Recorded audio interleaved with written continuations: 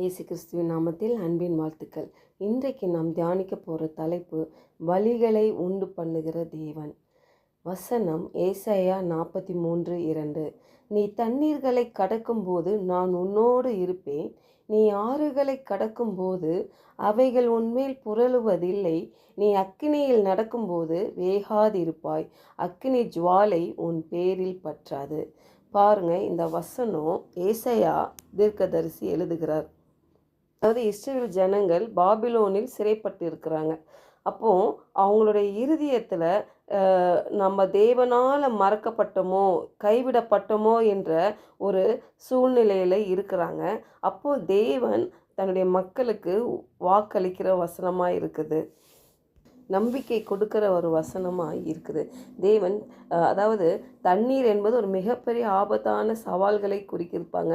நெருப்பு சோதனைகள் மற்றும் துன்பங்களை குறிக்கிது. சில நேரங்களில் நம்ம வாழ்க்கையில் எதிர்ப்புகள், போராட்டங்கள், நெருக்கங்கள் அனுபவித்திருக்கலாம். ஆனால் அந்த நாளில் தேவன் சொல்கிறாரு, நீ இதை கடந்து போவாய், நீ அதை கடந்து போவாய், நான் உன் கூட இருந்து கடக்க உதவி செய்வேன்.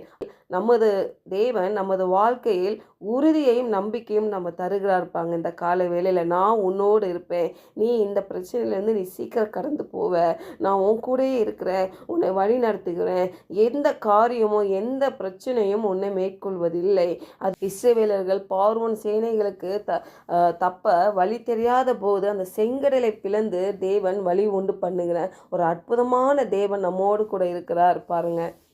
நீ தண்ணீர்களை கடக்கும்போது நான் உன்னோடு கூட இருப்பேன் என்று சொல்லுகிறார். நம்ம வாழ்க்கையில் நிறைய பிரச்சனைகள், அழுத்தங்கள், எதிர்பாராத சோதனைகள், இதெல்லாம் நம்ம கடந்து தான் போகிறோம் பாருங்களேன். அது உனக்கு பயம் வருகிறது போல் இருக்கும், ஆனால் சிரமங்கள் இருக்கும், அது நம்மளை விழுங்கிடுமோ என்ற பயம் உனக்கு இருக்கும். ஆனாலும் நான் இந்த காலவேளையில் உறுதி செய்கிறேன், நான் உன்னோடு கூட இருக்கிறேன் என்று சொல்லுகிறார்.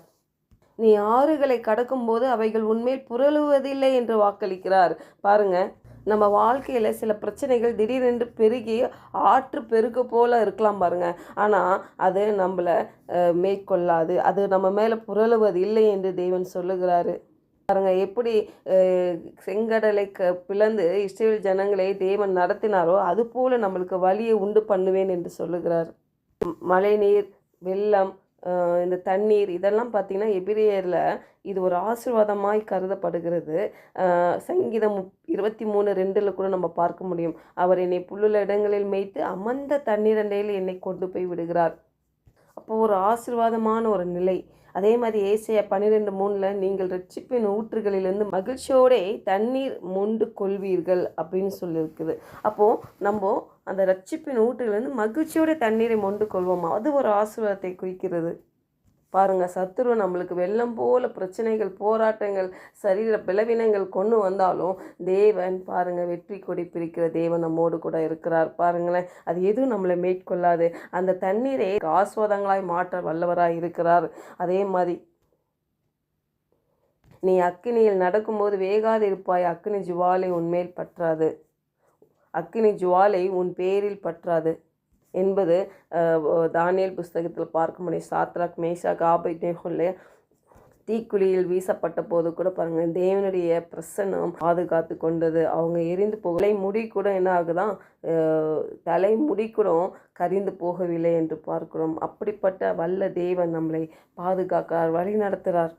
அப்போ இந்த அக்கினி என்பது ஒரு மிக கடுமையான ஒரு சோதனை பாருங்கள். அது எரிப்பது போல சில சூழ்நிலைகள் எரிய செய்யும், ஆனால் அவமானங்கள், துரோகங்கள், துன்பங்கள், ஆனால் தேவன் சொல்லுகிறார், நீ எரிய மாட்டாய், நீ அழிந்து போக மாட்டாய், நான் உன்னை காத்து கொள்வேன் என்று சொல்லுகிறார்.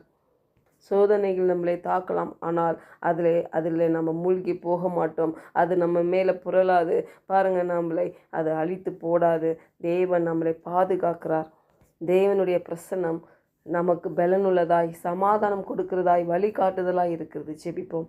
அன்புள்ள ஆண்டவரே, எங்கள் வாழ்க்கையில் சவால்கள், சோதனைகள், துன்பங்கள் போன்ற பிரச்சனைகள் குறுக்கிட்டாலும் உம்முடைய பிரசன்னத்தில் எல்லா சூழ்நிலைகளிலும் சாதகமான சூழ்நிலையானாலும் பாதகமான சூழ்நிலையானாலும் நாங்கள் தனிமையில் இல்லை அப்பா.